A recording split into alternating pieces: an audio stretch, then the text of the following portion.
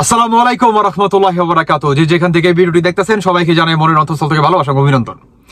দর্শক বন্ধুরা, কি ঘোষণা দিলেন মির্জা ফখরুল এবং আপনার ব্যারিস্টার রুমিন ফারহানা। আপনারা অনেকেই জানেন বর্তমান বাংলাদেশের দ্রব্যমূল্যের দাম এবং এই অন্তর্বর্তীকালের সরকার কিংবা এই আপনার সমন্বয়করা দেশের যে অরাজকতার সৃষ্টি করতেছে একের পর এক, আমি নিজে কিছু বলবো না, তাদের মুখ থেকেই আপনাদেরকে শোনাবো এবং সাধারণ মানুষের কি বক্তব্য এই সরকারকে নিয়ে, এটাই আজকে আমি আপনাদেরকে প্রমাণ সহকারে দেখাবো। চলুন তাহলে শুরু করি। সরকারটিকে অনেকে এনজিও সরকার বলেন। আমি সরকারে যারা আছেন তাদের কারো রাজনীতির অভিজ্ঞতা নেই। বন্ধুগণ, আজকে খুব পরিষ্কার, এই সরকার তারা যদি ক্ষমতায় থাকে তাহলে আমাদের শুধু রাজনীতি নয়, পুরো অর্থনীতি ধ্বংস হয়েছে, ওটা একেবারেই রসাতলে যাবে।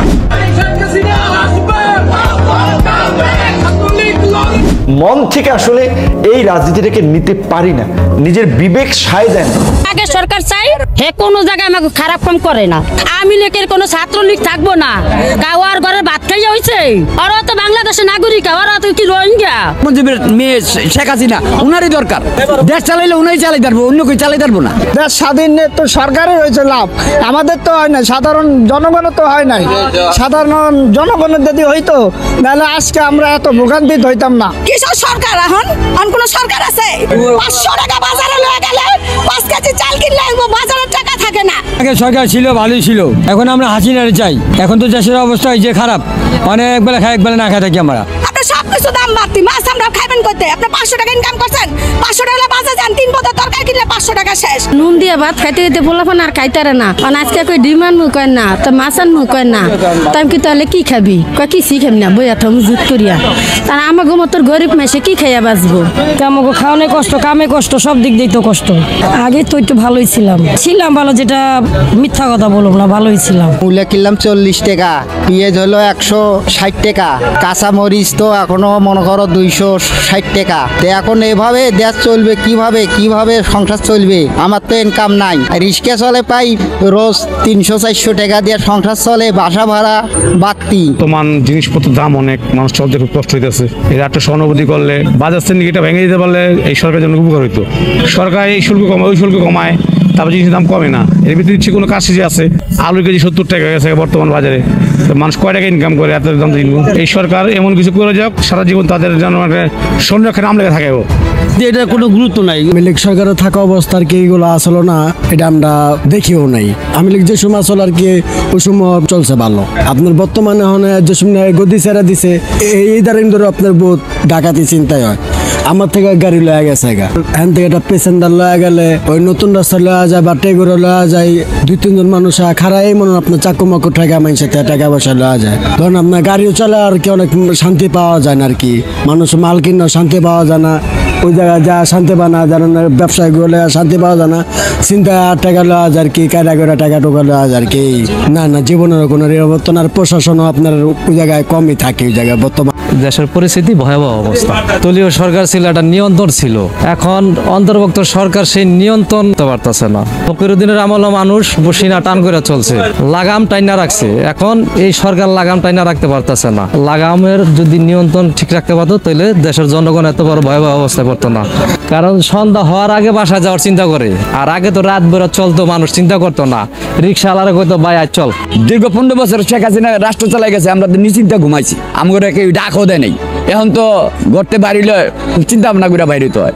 আওয়ামী লীগের সরকার যাওয়ার পরে এখন হাইজাকার, নিশাখোর অনেক বেড়ে গেছে। গরিব দুঃখী ভাইদের কাজকর্মর সমস্যা। তত্ত্বাবধায়ক সরকার আসার পরে বলছে যে সব জিনিসের সদাই বাতি ইত্যাদি কমাইয়া দিব, কিন্তু আলুর কেজি 80 টাকা, পেঁয়াজের কেজি 170 টাকা, মূলার কেজি 80 টাকা, করলার কেজি 120 টাকা, চাউলের কেজি 80 টাকা। গরিব দুঃখী ভাইয়েরা যারা আছে তারা কিভাবে চলে? রাস্তাঘাটে বাইরে যানজটের লেগে গাড়ি বেটারা চালাইতে পারে না, রিক্সা চালাইতে পারে না, ভ্যান চালাইতে পারে না। দিন মজুরি যারা এদের তো বড় সমস্যা হয়ে গেছে। আগের যে সাবেক প্রধানমন্ত্রী শেখ হাসিনা ছিল তখন তো আমরা গরিব দুঃখী ভাইয়েরা সবাই ভালো ছিল, এখন তো কেউই ভালো না। আওয়ামী লীগ সরকার থাকাকালীনে যে অবস্থা ছিল ভালোই ছিলাম, বেটারা 4টা ডাল ভাত খাইতে পারছে, এখন তো বেটারা খাইতে পারে না। তত্ত্বাবধায়ক সরকার আসার পরে বয়স্ক ভাতা বিধবা ভাতা, তারপরে প্রতিবন্ধী ভাতা সম্পূর্ণ বন্ধ করে দিচ্ছে। বলছেন যে এটা সংকটে পড়বে দেশ, আপনার কি মনে হয় সংকটটা কি ধরনের সংকট হতে পারে? দেশ বহুমুখী সংকটে পড়বে।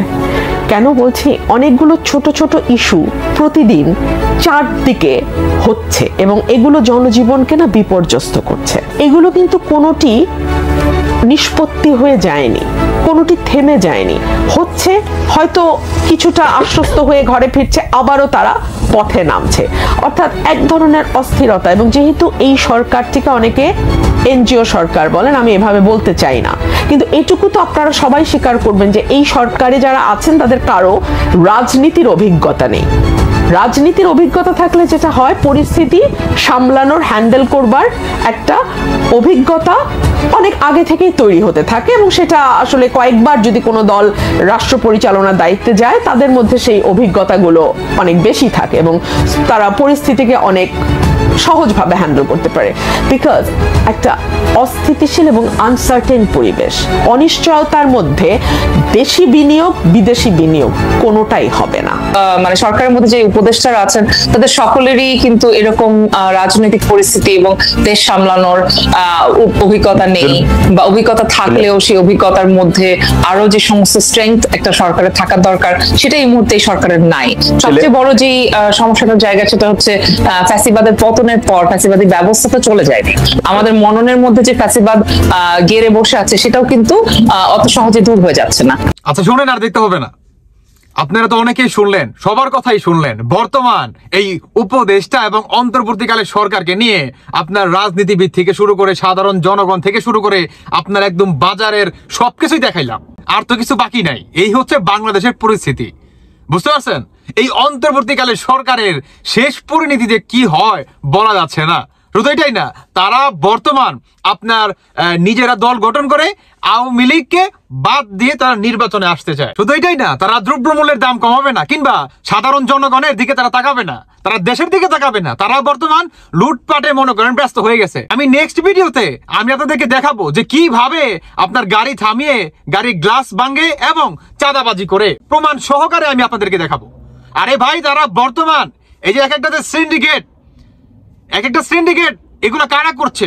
এগুলা করতেছে সমন্বয়করা। কারণ প্রতিটি উপদেষ্টাদের নির্দেশে বাংলাদেশের প্রতিটি আপনার এক্সপোর্ট ইম্পোর্টের কিংবা আপনার যত কটা আপনার জায়গা আছে, মেন জায়গা, প্রতিটি জায়গায় বসানো হয়েছে এই সমন্বয়ক এবং এই উপদেষ্টাদের নির্দেশে। তাহলে এই সিন্ডিকেট কিভাবে মনে করেন আপনি শেষ করতে পারবেন? কখনোই আপনি শেষ করতে পারবেন না, যেখানে নাকি এই সমন্বয়কারীদের সিন্ডিকেট মনে করেন বসে আছে। পারবেন না, আপনি হাজার ট্রাই করলে আপনি পারবেন না ভাই। কারণ যেখানে এদের নির্ধারিত সিন্ডিকেট কিংবা দুর্নীতিবাজরা মনে করেন বসে আছে, সেখানে আপনি কখনো সমাধান আনতে পারবেন না, নিয়ন্ত্রণে আপনি জীবনও আনতে পারবেন না। এদেরকে মনে করেন পরিবর্তন করতে হবে। এদেরকে পরিবর্তন করলেই বাংলাদেশের মানুষ পরিবর্তন হবে এবং সবকিছু পরিবর্তনশীল হবে ইনশাল্লাহ। না হয় এইভাবে সারা জীবন থেকে যাবে।